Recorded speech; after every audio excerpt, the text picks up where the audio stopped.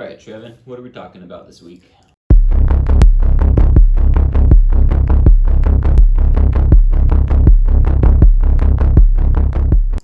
So last week on our previous tip of the week video, our friend JJ Stedman had asked us on LinkedIn whether an image slider or a static image is best to use on the homepage. And honestly, in my opinion, it's kind of a loaded question.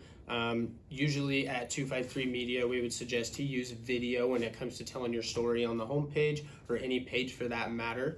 But if we're not going to use video and we're wondering whether it's best to use an image slider or a static image, in my opinion, there's no option that's better than the other. So for example, if you want to use a slider, and we'll drop an example here on the screen for you, a slider is best to tell a snippet of your story, right? So for example, let's say you're an architect company and you want to give an example of some of the buildings you've worked on while you're still trying to tell a big piece of your story throughout the home page. This is a good example on how to use that, right?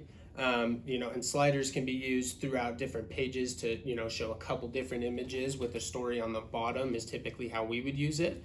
But when you go to the static image side, what I like to do, and personally what I do more than using an image slider, is I'll take as many images as you have and try to take as much of the story and split it up into columns throughout a bunch of sections throughout the website. So for example, let's say you have 6 different images you wanted to fit in one slider. We can give the consumer or the potential visitor on the website a lot more information to digest, or that feel that they have a lot more information to digest if we take it and split it up into 6 different sections with a piece of that story on one side and one of those 6 images on the other. That's a great way to tell your story, but also give your website a lot more depth and a lot more feel that you have more information, rather than just a couple pictures. So in my opinion, honestly, static images is something that I use more than sliders, but they both get the job done. The examples that we've shown in the video are done by 253 Media, and as you can tell, we use both in a lot of our projects.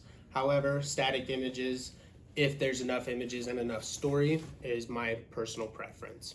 So that's our tip of the week this week. If you guys have any questions that we can answer next week, feel free to comment below, but feel free to like, subscribe, do whatever you need to do, but we're happy to answer any questions you guys have at any time, whether it's in the comments or in a personal video. With that being said, let's kill it this week.